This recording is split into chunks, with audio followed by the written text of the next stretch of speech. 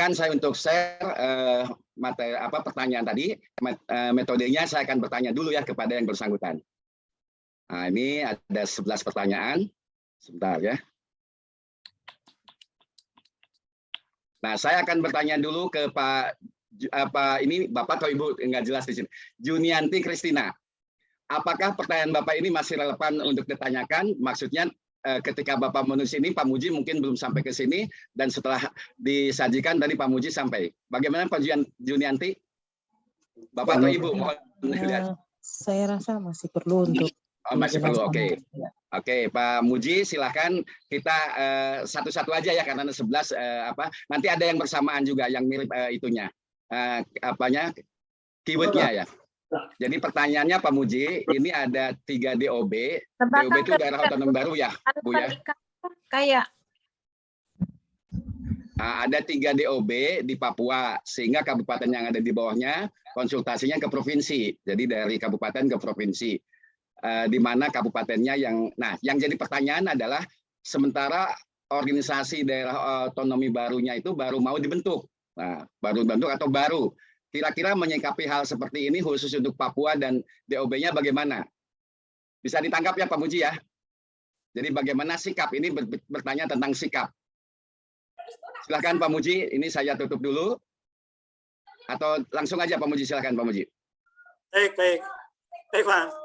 Ini yang saya khawatirkan ini. Karena rancangan Inmendagri ini kan belum tuntas ya. Ini kan baru rancangan. Baru informasi, tapi yang sebenarnya seperti apa saya juga belum melihat. Apakah daerah otonom baru itu nanti akan memang sama dengan kita? Secara resmi saya belum menerima, dan kita belum ada yang ditetapkan ini Mendagri. Kita sambil menunggu aja apakah daerah otonom baru yang tadi disampaikan itu kan baru penyampaian Kementerian Dalam Negeri kepada daerah yang sudah mengundang Kementerian Dalam Negeri dalam rangka penyusunan persiapan rencana pembangunan daerah. Jadi saya belum bisa Pak yang terkait dengan ini, apakah kabupaten kota akan kepada daerah otonom atau baru, nanti setelah ada Inmendagri-nya saja Pak Tom. Saya belum bisa, karena ini bukan kewenangan saya. Oke. Begitu Bu Jianti, karena ini masih dalam rancangan, sehingga itu menyangkut kebijakan, menyangkut mandatori, Pak Muji belum bisa karena itu di luar kewenangannya. Begitu Bu Jianti ya. Ibu bagaimana? Clear? Oke, lanjut ke yang kedua Pak ya. Yang kedua adalah pertanyaannya.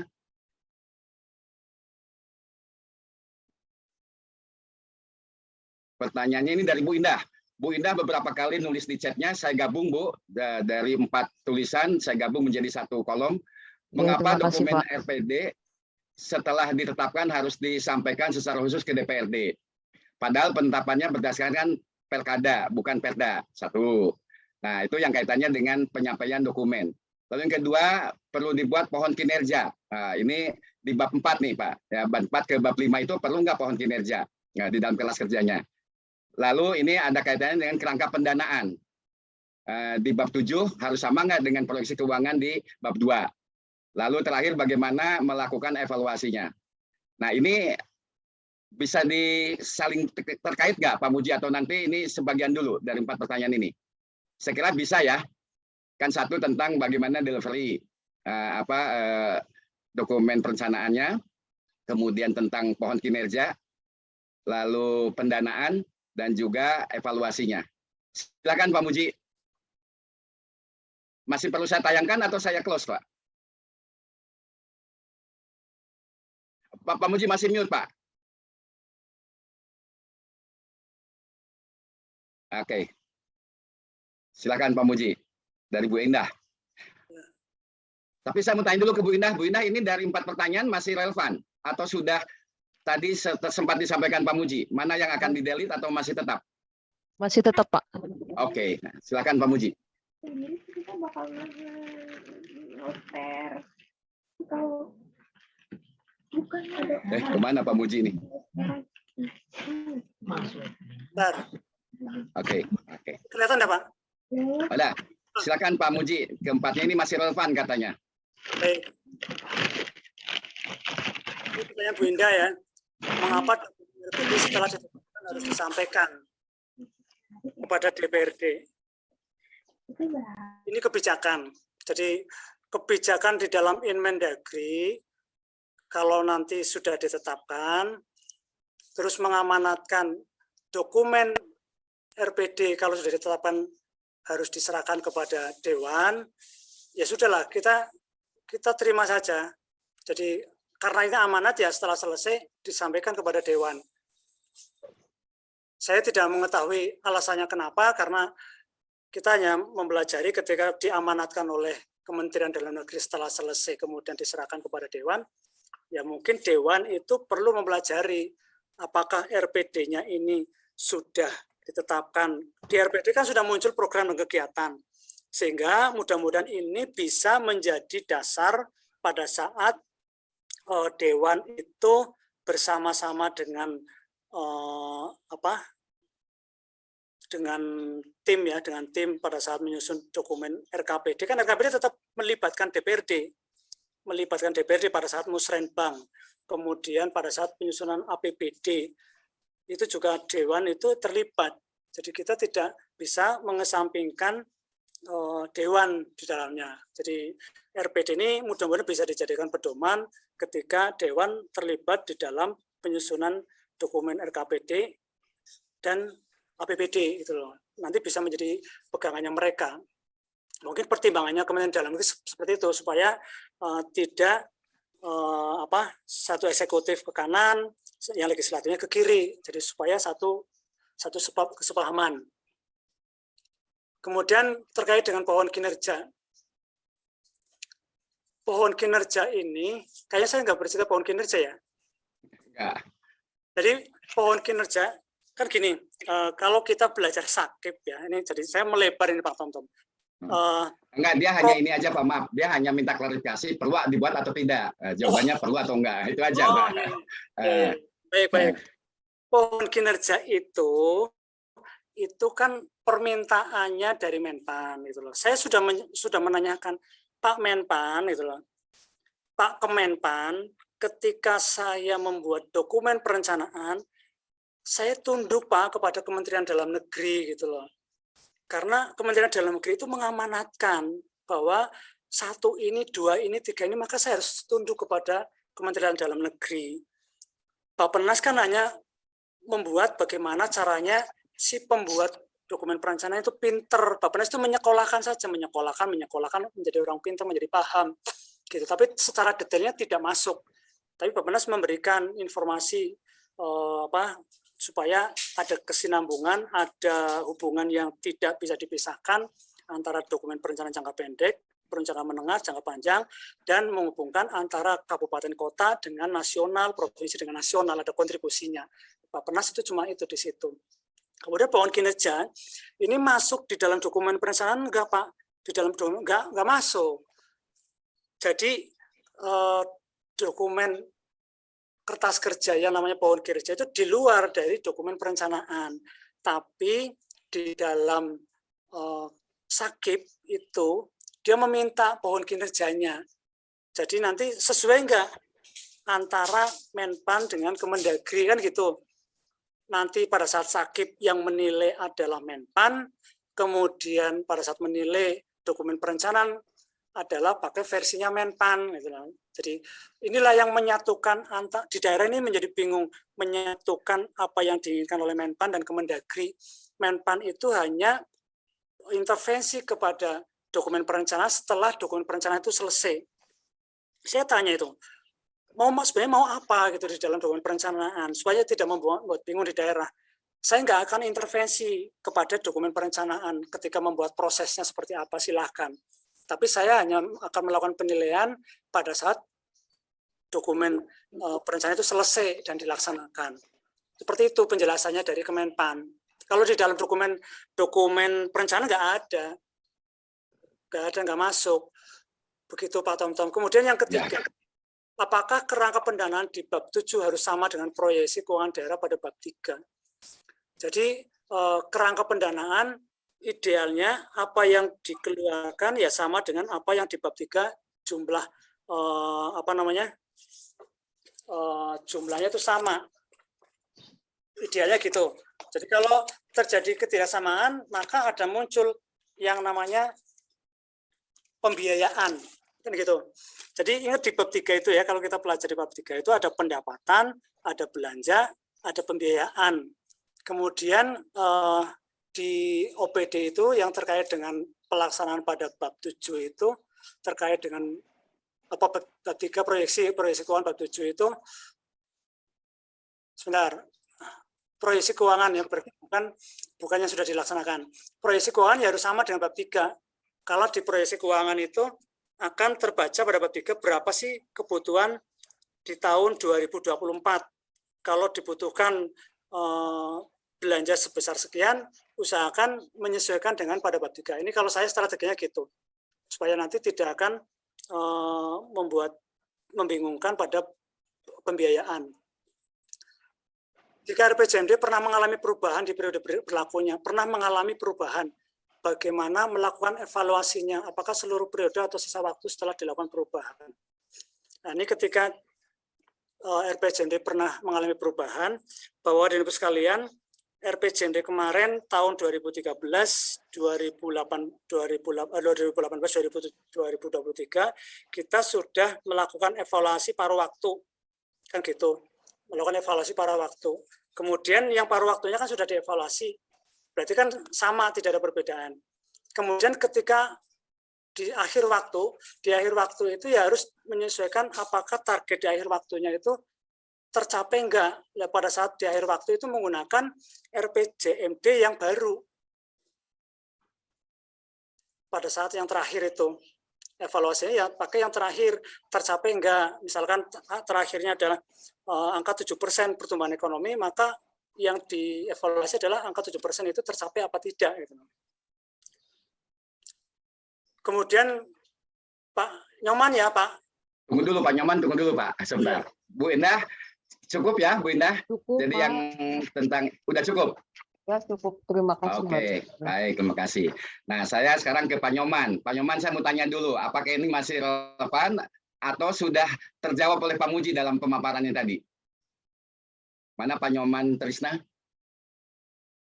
Halo, Pak Nyoman? Mohon dijelaskan aja, Pak. Oke, silakan Pak Muji. Baik, Pak Nyoman.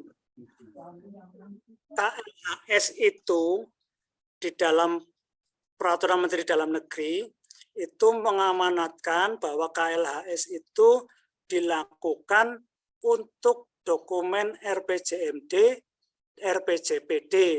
Ini ya yang perencanaan ya. Tapi yang di luar perencanaan ada yang namanya RTRW, itu juga dilakukan KLHS. Tapi kita bicara ke perencanaan. Ketika amanatnya hanya pada dokumen RPJMD, maka RPD tidak diwajibkan. Sehingga di dalam Permendagri 70 yang sudah kita lewati kemarin, tidak ada perintah untuk melakukan KLHS. Akan tetapi, diperbolehkan apabila daerah membuat KLHS. Bapak-bapak dan Ibu sekalian, saya yakin sudah tahu bagaimana ketika menyusun KLHS. Seberapa besar energinya, seberapa besar biayanya, dan seberapa besar waktu kita akan kehilangan menyusun KLHS. Itu yang perlu saya sampaikan. Kalau memang Bapak-Bapak Ibu sekalian mampu untuk membuat KLHS, hanya dalam waktu ini kan RPD sekarang belum ditetapkan ya, belum ditetapkan. Artinya kita mau mulai itu dari mana? Mulai bulan apa gitu loh. Belum ditetapkan. Nah, ini kalau misalkan ditetapkannya pada bulan Oktober, maka baru kita bulan Oktober membuat dokumen jangka menengah. Jangka menengah kita buat Oktober, November, Desember, Januari Maret harus sudah selesai. Dan tanpa proses yang banyak. Kira-kira kalau KLHS mau dibuat, mampu apa enggak dilakukan? KLHS perintahnya, kalau ketika saya ikut diklat KLHS, itu dilakukan sebelum RPD dilakukan. Belum dikerjakan. Mampu enggak ini kita buat KLHS? Meskipun yang terjadi banyak rencana pembangunan jangka menengah itu dibuat, KLHS juga bersama-sama dibuat. Maka banyak yang terjadi KLHS-nya itu sama persis dengan rancangan teknokratik dokumen RPJMD. Jadi dokumen RPJMD kan ada rancangan teknokratik itu yang 4 bab bab 1 pendahuluan, bab 2 gambaran umum, bab 3 gambaran keuangan daerah, bab 3 permasalahan isu strategis, itu hampir sama, itu mirip itu. Nah, karena berangkatnya bersama-sama, tim KLHS juga tim dokumen rencana pembangunan jangka menengah, gitu banyak itu, sehingga banyak yang sama. Nah ini saya serahkan kepada daerah, Pak Tomtom, monggo Pak Nyoman, Ya. kalau mau pakai silakan, nggak pakai juga tidak salah, gitu. Begitu, Pak Nyoman, clear ya, Pak Nyoman? Siap, sudah Pak. Sudah. Oke. Paparan sudah. Oke. Nah, jadi sampai detik ini saya ingin menyampaikan dulu, seorang perencana itu ternyata harus memiliki pengetahuannya itu komprehensif ya. Harus tahu tentang peraturan perundangan, ada teori-teori tadi, baik yang di ekonomi pembangunan, manajemen strategis, dan lain-lain ya. Nah, dari itu kan pengetahuan. Lalu keterampilannya tadi membuat sesuatu yang memang ada improvisasi, ada empirisnya, dan segala macam. Sampai ke evaluasinya. Oke, kita lanjut ke berikutnya ya. Baik. Nah, berikutnya ini nomor 4, Bu Linda. Nah, ini analisis risiko nih. Nah, pertanyaannya saat ini analisis risiko menjadi bagian dalam dokumen Renstra di bab berapa? Nah, di bab berapa nih Pak? Bagaimana sebaiknya dicantumkan analisis risiko di perangkat daerah? Itu Pak hanya menanyakan bab dan bagaimana cara mencantumkannya. Baik Pak, untuk Bu Linda, saya mempelajari dokumen RPJ, dokumen peraturan Permendagri 86 tahun 2017, belum pernah ada tulisan analis di sana. Belum pernah. Resiko. Ya, analisis risiko ya. Iya, belum pernah Ya. membaca di dalam dokumen Renstra. Perintahnya tidak ada. Yang diperintahkan hanya melakukan identifikasi masalah dan isu strategis yang diperintahkan di sana. Analis risiko, saya tahu ini siapa yang meminta dari kementerian mana saya tahu, tapi saya tidak, pokoknya saya pegangannya yaitu karena kita bicara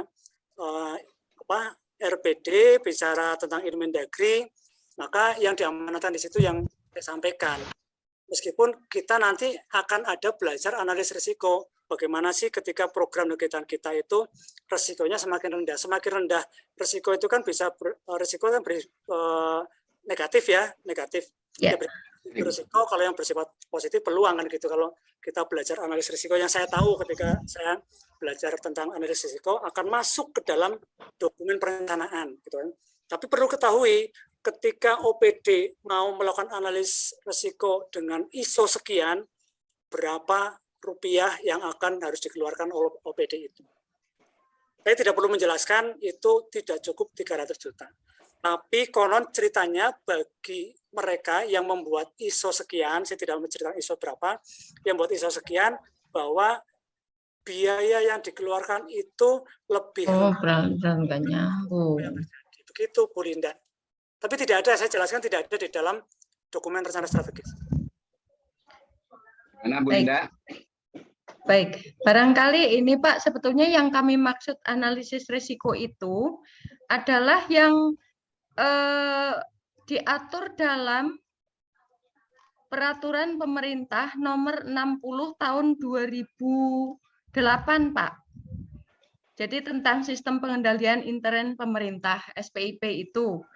Nah, itu yang dalam apa ya, kemarin tuh audit gitu, baik oleh Inspektorat Provinsi, kemudian BPKP itu menanyakan apakah Renstranya sudah mencantumkan analisis risiko gitu, karena itu yang sebetulnya kami jadi di bagian mana kami harus mencantumkan gitu, karena memang itu dipertanyakan. Dan sebetulnya memang juga analisis risiko dalam SPIP ini merupakan dokumen yang terpisah. Jadi ada dokumen tersendiri itu untuk penilaian risikonya.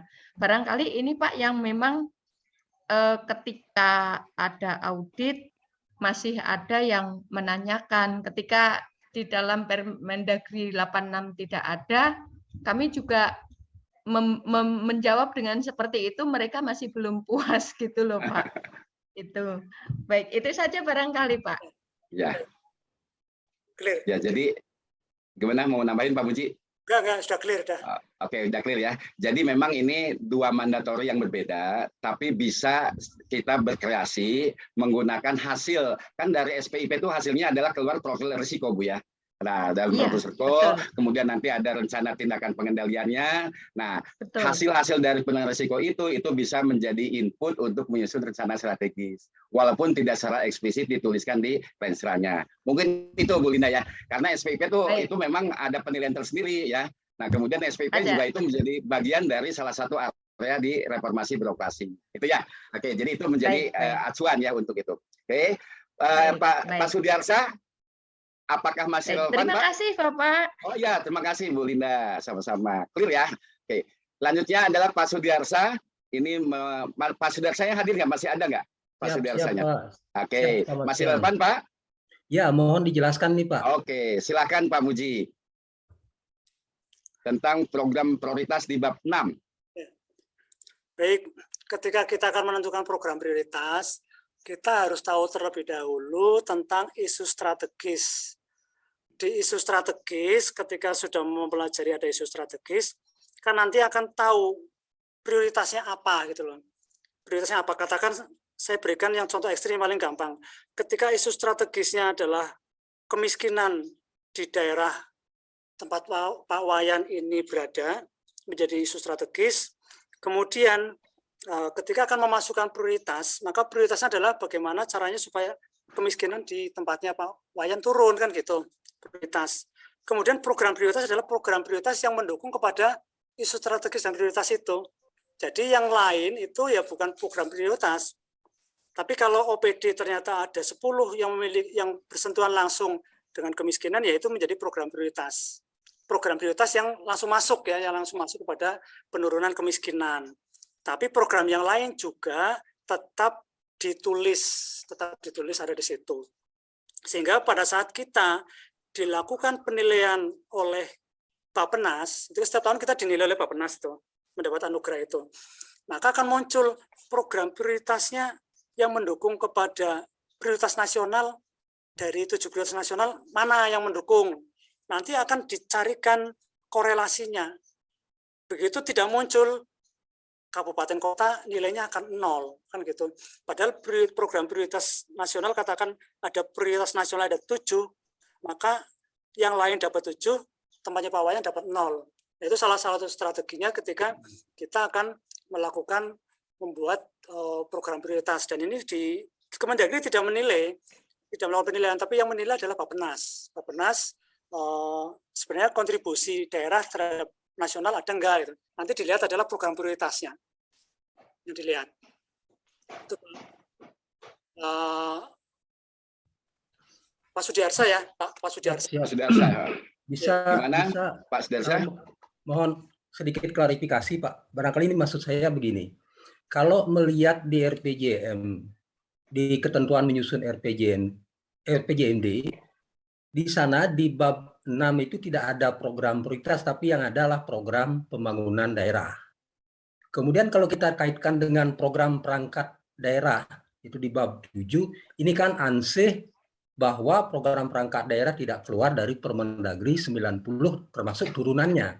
Seperti itu. Nah, maksud kami apakah program prioritas ini bisa kita ngambil dari beberapa program yang ada di perangkat daerah di bab 7, karena nanti ujung-ujungnya yang akan mengeksekusi dalam dokumen itu adalah sebagaimana program harus sesuai dengan Permendagri 90 seperti itu Pak. Terima kasih Pak, mohon klarifikasi saja. Oh ya paham. Saya pikir akan masuk kepada RKPD. Jadi kalau yang di RPD itu ya program keseluruhan Pak. Program keseluruhan. Kemudian yang di daerah juga program keseluruhan. Tapi pada saat nyusun dokumen RKPD yang tahunan itu Pak Sudiarsa, itu baru memunculkan program prioritas dalam rangka untuk pemenuhan perencanaan pembangunan daerah yang dilakukan oleh Bappenas Pak Sudiarsa. Tetap ini Pak, tetap kita ikuti patuhi aja sesuai dengan RPD. Kalau yang di bab 6 itu terkait dengan program secara keseluruhan tidak memunculkan program prioritas. Programnya program keseluruhan. Terus yang terkait dengan yang di Renstra juga program keseluruhan. program prioritas itu akan dimunculkan hanya pada saat kita menyusun RKPD, Pak. Karena RKPD ini nanti akan ditanyakan oleh Bappenas pada saat musrenbang nasional, Pak. Nanti artinya program prioritas itu bisa kita ambil dari beberapa program perangkat daerah yang ada di bab 7, Pak. Ya, betul. Siap. Betul. Terima kasih, Pak. Itu aja. Oke, mantap nih, udah nyambung ya Pak Sudarsa. Siap Pak Tonton. Nah, cukup ya. Oke. Selanjutnya Pak Wayan Dedi Juniawan. Ada? Masih ada di sini? Mohon izin Pak, Wayan? mematikan kamera terkait jaringan Pak. Nggak apa-apa Pak, saya udah menduga Bapak adalah ganteng. Nah, ini masih relevan Pak atau sudah terjawab di penjelasan sebelumnya? Masih, oke. Mohon izin Pak, tapi Silakan, Pak ada Muji. ini Pak, pertanyaan saya ada tambahan lagi di bawahnya Pak. Terkait memproyeksi, selain memproyeksi keuangan daerah, juga memproyeksi IKU, IKD, dan IKK-nya Pak. Oh, tadi belum ke sana. Oke. Jadi ini nanti ada tambahan IKK dan IKD-nya apa? IKK ya Pak ya? Indikator kinerjanya ya? Iya. Oke Pak Muji, silakan ini nanti ditambah dengan adanya kaitannya dengan IKK, indikator kinerja ya. Silakan Pak Muji. Baik, ini mohon penjelasan strategi yang dilakukan dalam memproyeksi keuangan daerah. Ini memproyeksi keuangan daerah, kayaknya hampir seluruh Bapeda itu tidak memproyeksi keuangan daerah. Yang melakukan proyeksi adalah Badan Pengelola Keuangan terkait dengan belanja dan pembiayaan, kemudian Badan Pengelola Pendapatan terkait dengan proyeksi bagaimana pendapatan di tahun 2024-2026. Strateginya seperti apa? Mungkin ini lebih pas nanti bagaimana sih memperoleh pendapatan yang lebih tinggi gitu loh. Setahu saya kalau bagaimana memperoleh pendapatannya lebih tinggi itu ya melalui kebijakan pajak daerah. Karena kewenangan kalau di provinsi kewenangan pajak daerah itu ada pada lebih banyak di kendaraan bermotor, lebih tergantung pada pajak kendaraan bermotor dan biaya balik nama. Ketika terkait dengan supaya pendapatan naik diambil dari biaya balik nama atau dari pajak kendaraan bermotor, Provinsi Jawa Tengah itu membuat semacam pajak online. Saya tinggal di Kabupaten Banyumas. Kemudian STNK saya berakhir di bulan Oktober tanggal 9. Posisi saya berada di Kabupaten Semarang. Dan tidak mungkin akan balik lagi di Kabupaten Banyumas, karena balik laginya saya tidak setiap hari ya. Kemudian ada yang namanya pembayaran pajak online, saya datang ke tempat pajak online, langsung diterima dan bisa berubah dan sudah membayar pajak. Artinya kemudahan-kemudahan seperti itu yang dilakukan oleh Badan Pengelola Pendapatan. Untuk memproyeksinya mereka strateginya seperti itu setahu saya.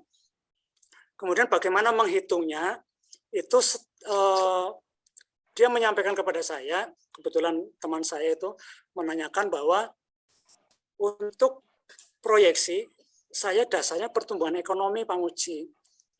Pak Muji itu di Bapeda pertumbuhan ekonomi akan pasang berapa, nanti akan saya hitung, proyeksi saya akan naik. Nah, ketika pertumbuhan ekonomi naik, maka dia akan naik. Dan dia nanti akan membuat 3 skenario, berdasarkan pertumbuhan ekonomi sekian persen, berdasarkan pertumbuhan ekonomi sekian persen, berdasarkan pertumbuhan ekonomi sekian persen. Itu yang dilakukan ketika mau melakukan proyeksi di Badan Pengelola Pendapatan. Kemudian ketika masuk kepada belanja, di proyeksi belanja, Badan Pengelola Keuangan itu akan terhambat pada dana transfer, baik dana alokasi umum maupun dana alokasi khusus, karena tidak mampu melihat berapa besar di tahun depan itu loh. Sehingga biasanya proyeksinya itu akan kosong. Nanti baru menjelang penetapan dia baru bisa membaca ini angkanya sekian baru ditambahkan. Itu yang terjadi di tempat saya untuk proyeksi keuangan daerah. Ya, Pak. Ya, baik, terima kasih Pak. Jadi sepenuhnya dilakukan tim BPKAD ya Pak? Betul, kita tidak tahu itu, tidak diajak menentukan. Mereka sudah memproyeksikan terlebih dahulu, terus kita menyesuaikan ini. Saya punya program sekian triliun itu.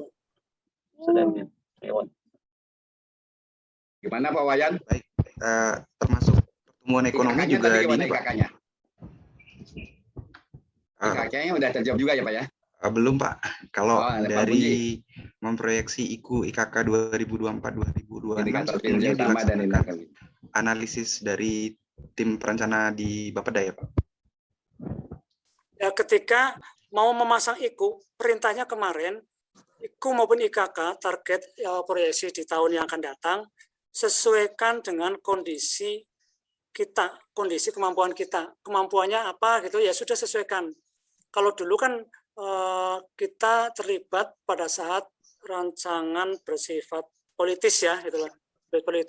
Politis itu nanti kita akan berbeda. Tapi ketika ini tidak ada, maka sesuaikan dengan kemampuan dan kondisi kita. Indikator kinerja proyeksinya, baik IKU maupun IKK-nya. Tapi yang penting kita lihat ada basicnya, ada dasar awal ketika kita mau membuat sebuah proyeksi. Katakan tadi cerita tentang indikator kinerja utama. Kalau perangkat daerah katakan tentang perikanan kelautan, seperti itu. Di tujuan itu dia pasang indikator kinerja utama mampu melakukan memperoleh ikan sebesar 30 ton itu loh. Padahal kapasitas kapasitas yang diperoleh dari ikan tambak atau ikan ikan tambak maupun ikan yang di laut itu sesuaikan itu aja, sesuai dengan kemampuan kita gitu loh. Jangan memaksakan. Kemarin seperti itu yang dilakukan oleh pemerintah Provinsi Jawa Tengah. Jadi sekarang kita harus melihat kepada kemampuan kita, bukan melihat kepada keinginan kita, tapi sesuai dengan kebutuhan kita. Siap, matur suwun Pak Muji. Oke, makasih Pak Wayan, Pak Muji, udah clear ya. Selanjutnya ini Ibu Juwita hadir. Bu Juwitanya masih ada? Izin Pak hadir. Nah, masih relevan Bu ini? Atau sudah terjawab di tadi pemaparan menit-menit sebelumnya? Bu Juwita masih perlu dijelaskan ini? Oh, sudah Pak. Sudah Jadi tadi cukup, sudah ya? terjawab. Ya, Oh, terima ya, kasih. Ya dilewat ya. Oke, makasih Bu Juwita. Sekarang ke nomor 8 loncat ya ke Pak Agung Bakta. Pak Agung Bakta ada? Ada Pak, ada. Mohon maaf Gimana kameranya Pak Agung ini masih perlu dijelaskan lagi atau sudah terjawab tadi di menit-menit sebelumnya oleh Pak Muji? Mohon dibantu Pak Muji dijelaskan karena Oke, diulangi. Silakan Pak Muji. Terima kasih. Analisis ya tentang merumuskan isu strategi. Silakan Pak Muji. Baik, analisisnya itu ketika akan menentukan isu strategis, yang pertama kita melakukan pemetaan masalah. Pemetaan masalah itu muncul tadi 3 ya, ada pokok masalah, kemudian masalah, dan akar masalah. Itu analisis pertama. Kemudian kita tahu bahwa masalah pokok itu diselesaikan dengan tujuan dan sasaran. Kemudian masalah diselesaikan dengan strategi, dan akar masalah dipecahkan dengan kebijakan. Ketika akan masuk kepada isu strategis, kita tahu isu strategis itu sumbernya 3, Pak. Sumbernya 3, mulai dari lingkungan, kemudian permasalahan, yang terakhir adalah potensi. Nah, ketika masuk kita akan menentukan isu strategis, kita lakukan terlebih dahulu analisis yang sesuai dengan Permendagri. Tadi saya sudah menyampaikan analisis pembobotan itu, kita sudah saya sampaikan. Setelah tahu ada permasalahan, kita masukkan dalam kolom-kolom itu, kemudian lakukan pembobotan, lakukan penilaian berdasarkan skala Likert, kan gitu Pak. Nah, skala Likert itu yang menentukan ya kita bersama. Berapa orang di situ yang FGD, kalau 5 orang silakan 5 orang. Nah, terus dinilailah satu persatu masalah ini nilai sekian, masalah ini nilai sekian, masalah ini nilai sekian, atau sudah muncul isu strategis 1 sekian, isu strategis 2 sekian, isu strategis 3 nilainya sekian. Maka kita ambillah yang paling tinggi, atau 1, 2, 3 yang kita ambil. Tidak harus memunculkan kalau kita ada referensi isu strategis sejumlah 50, jangan ditulis semua. Kita ambil yang relevan sesuai dengan daerah berdasarkan hasil hasil pembobotan tadi, analis pembobotan. Dan kriterianya itu ada yang sudah ditetapkan oleh Permendagri 86, ada yang di atas tadi Pak, yang satunya lagi. Saya tidak mengarahkan kepada yang mana, yang atas tadi kan teori, kalau yang bawah adalah yang diminta oleh Permendagri 86. Bapak, Ibu kalau memang mau masuk ya silakan ke Permendagri 86. Kalau saya, tapi boleh kalau dengan Permendagri 86 kok masih membingungkan, kalau saya ya silakan aja membuat isu strategis pakai yang satunya lagi, yang lebih mudah menurut Bapak dan Ibu sekalian. Itu analisnya seperti itu, Pak. Mana Pak Bakta, Pak Agung? Begini Pak, kebetulan kami kan perencana ahli muda di Dinas Perikanan Kabupaten. Kalau kita kan selama ini kebetulan di menyusun densanya, isu strategisnya berdasarkan ada isu strategis bidang perikanan tangkap, bidang perikanan budaya, bidang pengolahan, itu kita urut satu-satu. Apakah boleh seperti itu Pak? Isu strategisnya perikanan tangkap. Ya. Jadi masalah enggak itu? Menjadi masalah enggak, perikanan budidaya jadi masalah enggak gitu loh. Nah, kalau tidak menjadi masalah ya jangan jadi isu strategis. Tapi kalau itu sebuah potensi, misalkan perikanan tangkap apabila dikerjakan dengan baik akan berdampak pada pembangunan yang ada di daerah dalam jangka panjang, jangka menengah itu loh. Silakan dipasang isu strategis. Kan tadi saya sampaikan ada berdasarkan masalah, ada berdasarkan potensi, berdasarkan lingkungan. Silakan, nggak apa-apa. Nanti bisa dilihat di situ. Kalau nggak bermasalah, terus ternyata bersifat statis, ke depan pun biasa-biasa saja ya sudah, tidak usah dijadikan isu strategis. Menurut saya seperti itu. Ya. Berarti Pak, isu strategis itu yang dinamis Pak, yang diutamakan bobotnya yang utama Pak. Terima kasih Pak. Oke. Cukup ya Pak Bakta ya? Oke. Oke, Maksud. Terima kasih. Sama-sama. Sekarang ke yang nomor 9. Nah, ini masih nyambung nih dengan yang barusan ditanyakan Pak Bakta, tapi nggak tahu nih Bu Imelda, adakah metode khusus yang dipakai untuk menentukan masalah pokok, masalah akar masalah? Bagaimana menurut? Nah, ini sebetulnya kalau barusan disimak ini udah nyambung ya dengan yang dijelaskan Pak Muji. Tapi saya ingin tanya dulu ke Bu Imeldanya. Pak Tom. Ya. Ini Mbak Imelda ini ngetes saya ini. Saya ini satu angkatan di perencanaan pembangunan daerah. Dia gitu. banget ini, dia paling paham menentukan masalah. Gimana Bu Imelda? Baik Bapak, terima kasih banyak Bapak kesempatannya. Izin Pak Muji. Ya Mbak, ya silakan. Ya ini kami tadi sudah ketemu kembali dengan Pak Muji. Pak Muji, ini memang kami ingin sekedar merefresh lagi terkait dengan penentuan akar masalah, masalah pokok dan masalah. Ini ada beberapa yang memang masih jadi debatable dengan beberapa perencana yang ada di Bapeda terkait dengan tujuan dan sasaran Pak Muji. Mohon izin Pak Muji, ini hanya sekedar melakukan penekanan kembali terkait dengan apa yang sudah kita sama-sama dengarkan pada saat diklat dulu. Pada saat kita sudah menentukan masalah, masalah pokok, kemudian masalah dan akar masalah, ini pada saat kita mau menurunkannya ke dalam tujuan dan sasaran itu yang masih ada perdebatan sedikit. Mungkin ada pencerahan sedikit dari Pak Muji untuk kami bisa sharing ke teman-teman di Bapeda besok. Terima kasih Pak Muji. Sebelum Pak Muji menjawab, Pak Muji kuat nggak? Tadi Ibu Melda tuh kata kuncinya penekanan. Nah, Pak Muji mau ditekan nih. Silakan Pak Muji. Mohon izin Pak Moderator, mungkin sekalian sama dengan pertanyaan nomor 11 Pak. Gitu. Oh, Pak Budayu ya. Ya. Oh, ini Iya, urutan Pak. ya. Mana dulu yang diurutkan? Nah, kayak nyambung ya. Iya, Terima Pak. kasih Bu Dayu. Silakan Pak Muji di merge ya nomor 9 dan nomor 11. Ya, yang Sama pertama ini Mbak Imelda, kalau kita mau menentukan masalah pokok, masalah akar masalah,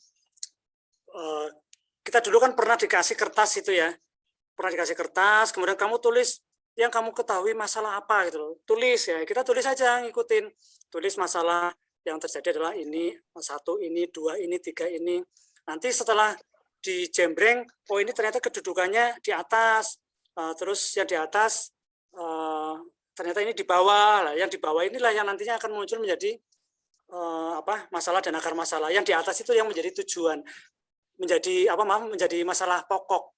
Ingat nggak waktu kita bersama-sama, setiap teman-teman itu dikasih kertas ada berapa bendel supaya ditulis masalah, kemudian ditaruh di meja, kemudian kita atur yang posisi kedudukannya paling tinggi.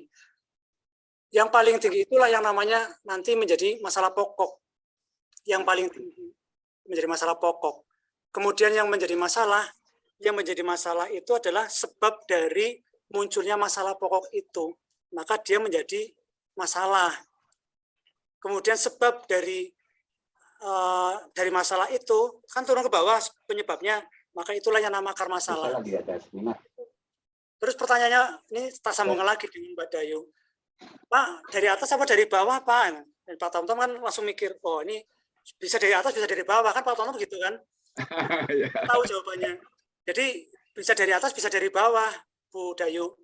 Kalau dari bawah, misalkan Ibu sudah tahu masalah apa gitu ya, tulis dulu masalah itu, kemudian akibatnya apa? Apabila masalah ini tidak diselesaikan oleh daerah, maka larilah ke atas. Maka di atas ini menjadi masalah kan gitu. Terus kalau masalah ini yang di tengah ini tidak kita selesaikan, akibatnya apa? Kan ke atas lagi, akibatnya adalah ke atas. Jadi turun ke bawah itu adalah penyebabnya. Kalau ke atas, dari bawah ke atas adalah akibatnya. Ketemunya nanti sama, tidak ada bedanya. Jadi yang dari atas ke bawah boleh, penekannya Bu Imelda dari atas ke bawah boleh, dari bawah ke atas juga boleh. Ini clear yang satu itu, ya Pak Tomtom. Ya. Kemudian memformulasikannya. Nah ini Mbak Imelda harus tahu memformulasikan isu strategis kan tadi sudah berkali-kali ketika masuk sudah tahu ada permasalahan ini, masalah itu, kita tahu dulu isu strategis itu sumbernya dari mana saja kan gitu. Saya jelasin dulu. Pertama, sumbernya itu misalkan dari lingkungan.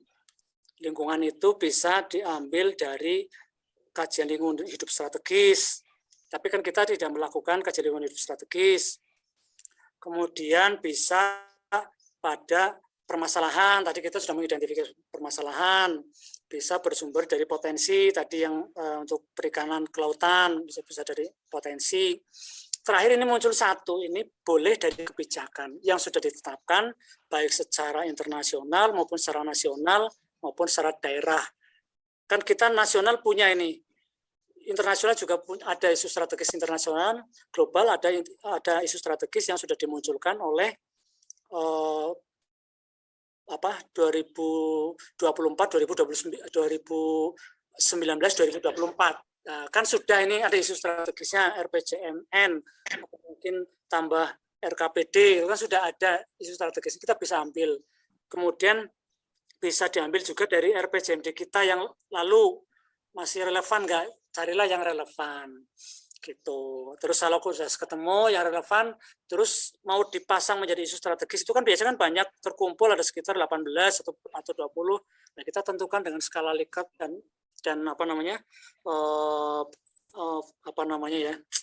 jadi lupa ini di atas ada skala Likert, kita nilai, kemudian kriteria hubungkan antara skala dan nilai, maka Bu Imelda bisa langsung ini isu strategisnya ini gitu, karena ditetapkan bersama bukan sendirian. Jadi bukan Bu Imelda sendirian tapi bersama teman-teman ketika menentukan isu strategis berapa perencana ya kita bareng-bareng.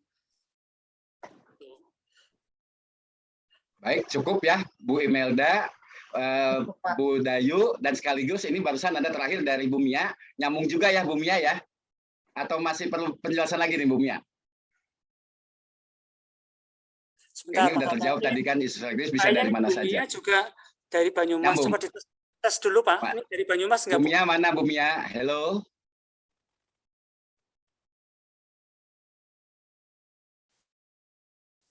Bu Mianya mana ya? Nulis tadi udah nulis, ini saya ambil ke sini karena pas lagi dibahas oleh Pak Muji.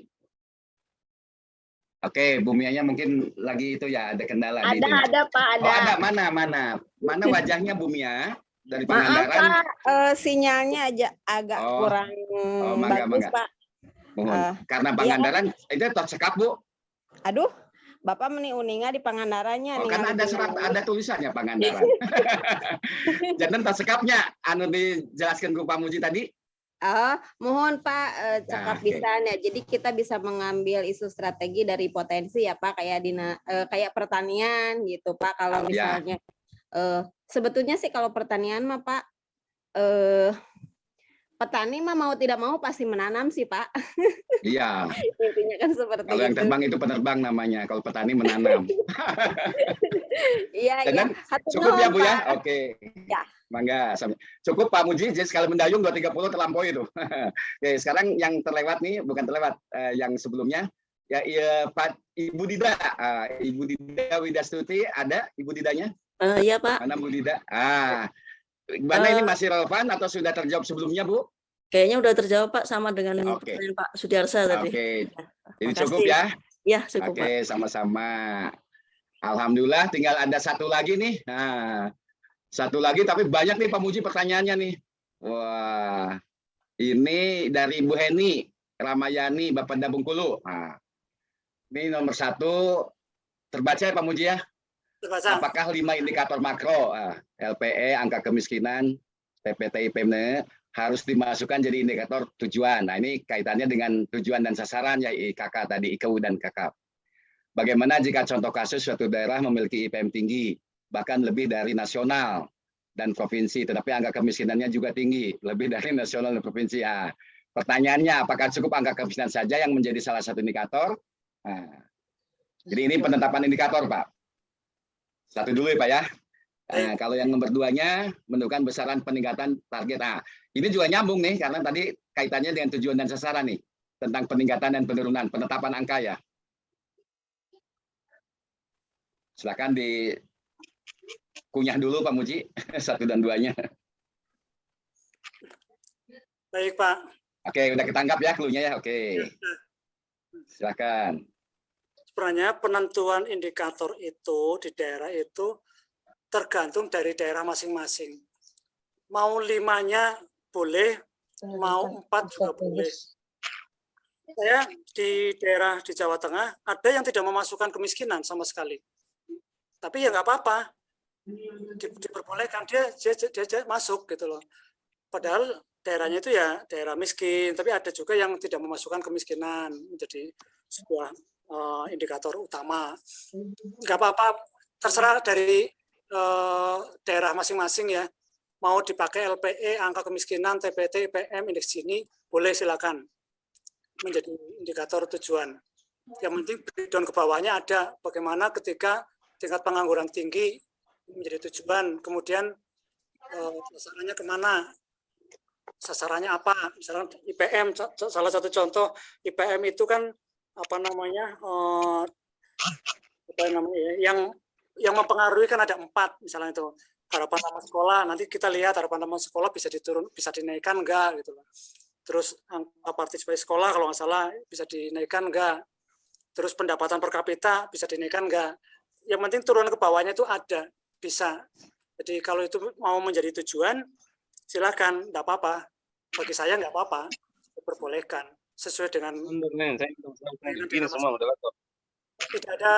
tidak ada peraturan yang mengatur bahwa tujuannya itu hanya 3 atau harus 5 gitu, tidak ada yang mengatur Pak. Tapi kewajiban kita, kalau tadi Pak Tomtom sudah menyampaikan ingin daerah itu memiliki penghargaan perencanaan pembangunan daerah yang diberikan oleh Bappenas kepada daerah bahwa ini perencanaannya bagus, maka caranya itu Pak, Bu, caranya ya kita harus lebih tinggi dari nasional atau rata-rata provinsi. Kalau dengan provinsi lebih jelek nggak apa-apa, tapi harus lebih tinggi dari rata-rata nasional. Itu kuncinya. Ketika lebih tinggi, insya Allah Bengkulu kan masuk jadi PPD tingkat nasional. Jadi saya kira nggak perlu dikasih tahu Pak Tom ini masuk. Udah ya. Maaf Pak Muji, boleh konfirmasi lebih lanjut, Pak Tom? Ya silakan Bu Heni. Gini Pak, maksudnya gini kan kalau tadi kalau ada masalah pokok kan dipecahkan dari tujuan dan sasaran.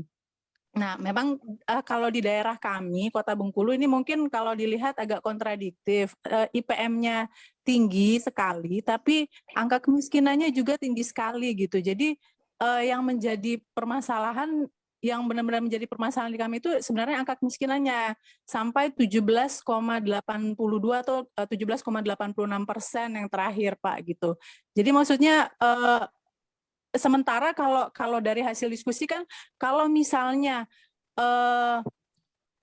indikator makro yang lain itu tidak dimasukkan, nanti malah nggak bagus juga gitu di RPD kita gitu. Tapi sementara yang menjadi masalah besar kita itu justru angka kemiskinannya yang tinggi gitu Pak.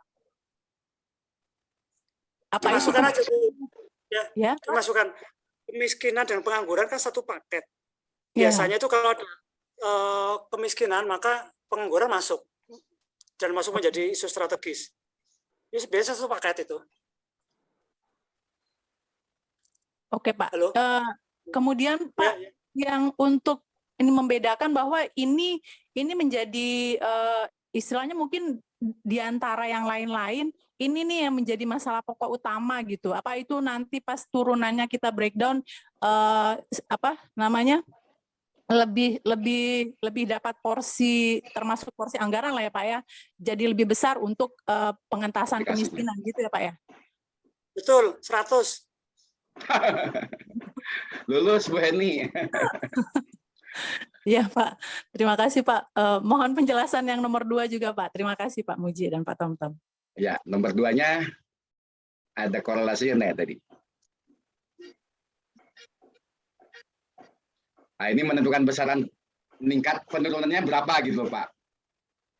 Kuantitatifnya. Ya. Ini yang sering menjadi dilema bagi kita. Kadang kalau provinsi Bengkulu, saya tidak tahu berapa persen diamanatkan oleh nasional kan gitu. Jadi idealnya mengikuti amanat nasional. Kemudian kalau di amanat nasional tidak ada, maka sesuaikan dengan kondisi awal sebagai basic, sebagai dasar kita untuk menentukan proyeksi ke depan. Proyeksi ke depan idealnya seperti apa? Idealnya adalah lebih baik dari yang basic, dari yang dasar. Gitu. Kemudian ketika akan menentukan forecast ya, saya nggak berani ngomong ramalan Pak Tom, ini ramalan lah ya. Jadi ketika pakai bahasa ilmiah lah Pak, forecast bagus itu. Nah, ya. Jadi ketika akan menentukan forecast ke depan itu bisa kita melihat pada teori bagaimana kita melakukan forecast. Paling gampang bisa dilihat dari rata-rata kenaikan. Tapi banyak ilmu sih yang untuk melakukan forecast ya Pak Tom, Bu Heni ya. Jadi silakan diatur sendiri. Yang penting kondisinya adalah lebih baik dari basic gitu aja dari saya. Kemudian terkait dengan program tadi sudah tahu ya programnya yang mendukung penurunan target. Saya kira itu aja Pak Tom, sudah cukup ini. Jadi penentuannya seperti itu, tergantung dari basic, kemudian yang penting lebih baik di proyeksi ke depan, kemudian teknik untuk melakukan forecast ada caranya. Nanti kalau dimasukkan sini saya ngatur lagi waktunya nggak cukup. Oke. Begitu ya Bu Heni ya. Jadi yang penting tertelusur dan bisa dipertanggungjawabkan secara ilmiah juga tadi, dilengkapi dengan data-data empiris yang bisa dipertanggungjawabkan. Clear ya Bu Heni ya? Kita masuk ke mana Bu Heni?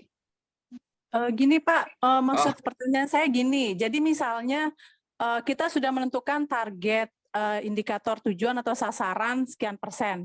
Nah, kita menentukan untuk target pendukung program pendukungnya itu Pak, turunannya Pak. Misalnya angka kemiskinan untuk tahun berikutnya kita targetkan penurunan 1%.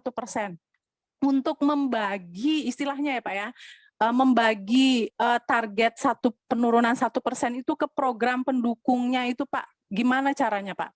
Karena saya belum punya ilmunya. Kira-kira apa gitu yang bisa yang dipelajari, yang bisa dibaca gitu Pak untuk mencapai ke sana. Terima kasih Pak.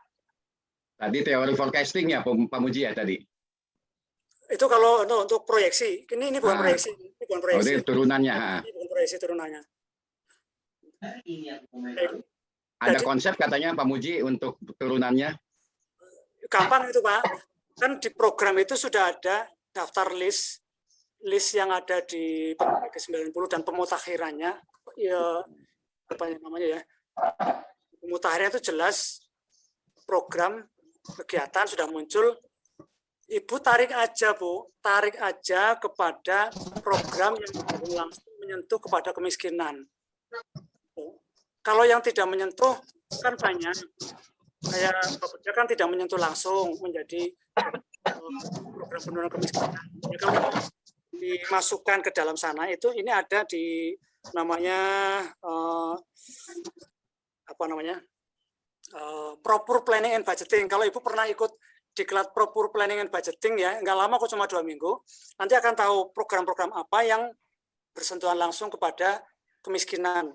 Harus menginventarisir seluruh OPD, caranya gitu. Nanti OPD akan ngacung, Pak, program saya akan menyentuh kepada kemiskinan ini.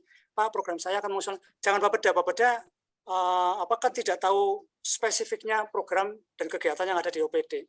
Jadi lebih baik mengumpulkan OPD yang menyentuh kepada kemiskinan. Mereka akan tahu, saya akan menurunkan kemiskinan di Kabupaten A, misalkan, akan menurunkan di Kabupaten B, saya akan memberikan bantuan sapi sebanyak sekian ratus kepada kelompok tani yang miskin di Kabupaten A gitu. Mereka akan langsung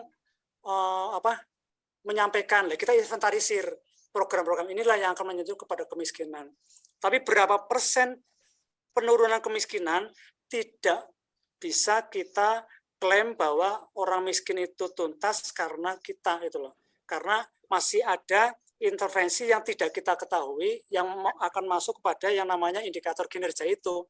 Bahwa keberhasilan kemiskinan turun kita adalah ada intervensi pihak lain yang bukan kewenangan kita dan tidak di dalam tupoksi kita. Nah, nanti di indikator kinerja itu akan muncul, tapi tidak ada dalam perencanaan ini. Ada dokumen tersendiri. Cukup ya Bu Heni ya? Sementara boleh Pak, silakan dilanjut Pak. Terima kasih. Nanti Bu Heni bisa ekspor banyak kalau tanyanya tadi itu materi apa yang diperoleh, seorang perencana pasti akan menggali pengetahuan-pengetahuan teori-teori yang lainnya ya dengan contohnya. Oke, kita lanjut ke 13 nih, 2 lagi nih pertanyaannya dari Ibu Loli ya. Ibu Loli atau Pak Loli saya nggak mengetahui ya Bapak Ibu. Ini Pak Muji, bagaimanakah caranya kita menyinergikan isu strategis pada Renstra pusat dan Renstra daerah? Ini hubungan pusat dan daerah ya, yang tadi. Karena ada beberapa program prioritas nasional pada instansi pusat, terdapat juga pada daerah. Jadi ini sinergisitas nih, contohnya MTQ. Silakan Pak Muji. Bu Loli, ini Bu Lolinya mana dulu? Bu Lolinya, saya ingin lihat dulu Bu Lolinya. Ya Pak, saya ada ya, oke. Ibu ya, oke. Ada. Kemenak ini. Sinergisitas ya, nih Pak. Dari Kemenak, benar. Renstra itu saya nggak tahu. Renstra itu bedanya Renstra kementerian dan lembaga ya. Jangan ngomong enaknya Bu Loli. Apa itu Pak? Lanjut Pak Muji. Lanjut ya. Jadi di dalam Renstra itu pada bab 3, ini saya mudah-mudahan sama ini Pak, karena ini adalah dokumen Renstra yang di daerah, mudah-mudahan sama dengan yang Renstranya kementerian dan lembaga. Saya nggak tahu kalau Bu Loli ini berada di kementerian di pusat atau di Sumbar ini di apa, di Kanwil atau di kabupaten ya? Bu Loli, Kanwil kabupaten, Bu? Kanwil, Pak. Kanwil membuat Oh, restra. dibantu Pak Heru. Kanwil Oke. membuat restra.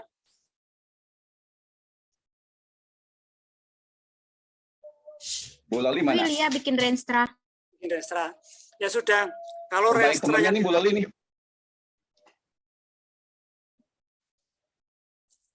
Lanjut Pak Muji.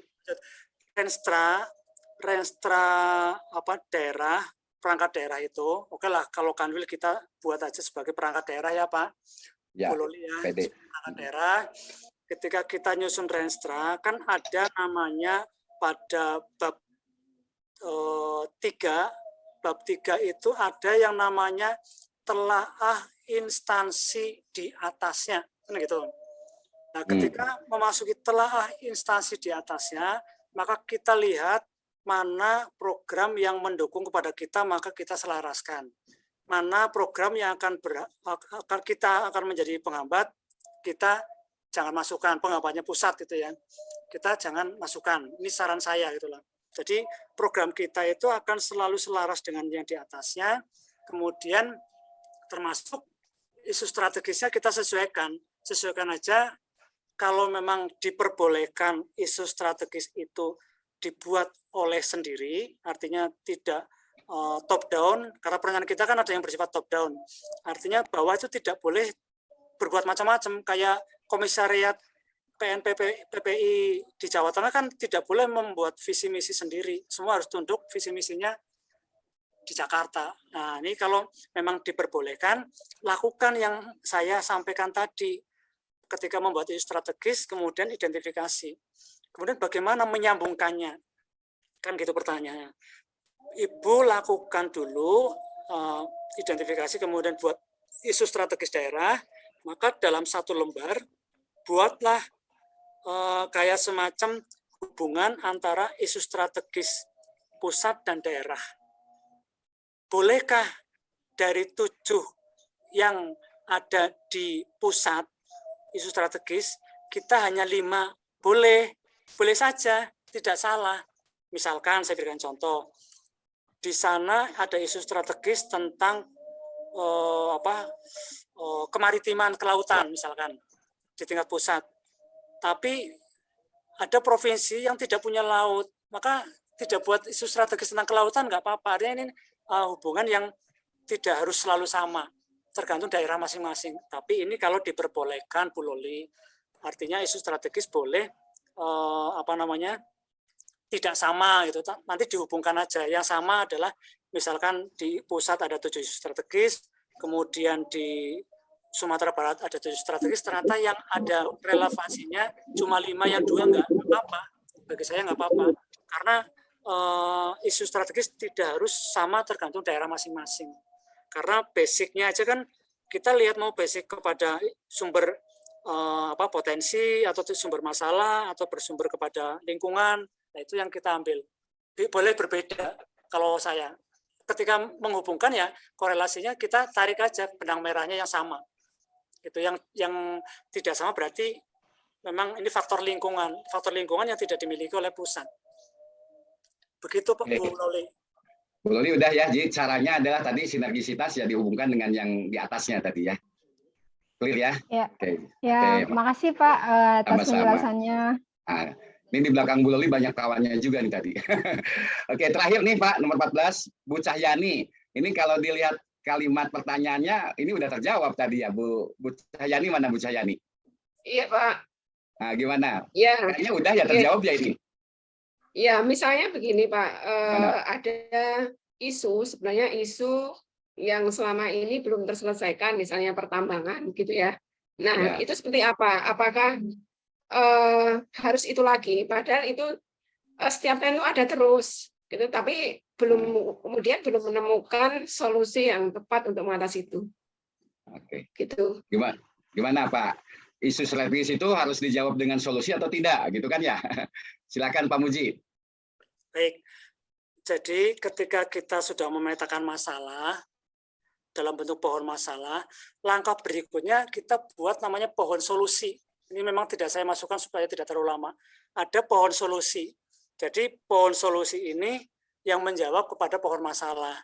Nah, kemudian pemecahannya dengan tujuan, sasaran, strategi, dan kebijakan. Pemecahannya itu.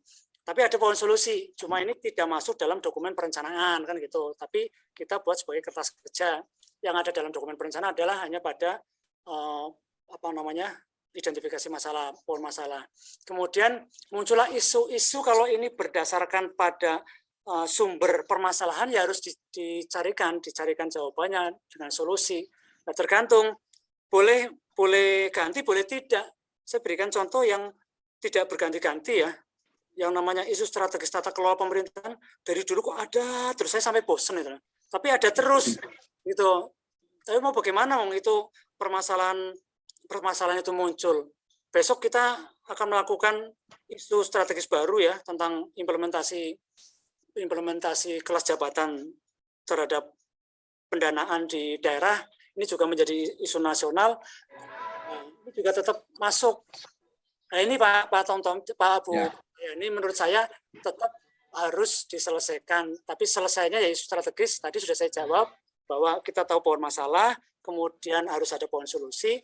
Pohon masalah itu kemudian menjadi strategis, isu strategisnya berdasarkan pada masalah. Ya kalau masalah itu masih ada di situ, ya sudah. Kalau itu menjadi yang tertinggi ya sudah kita selesaikan aja.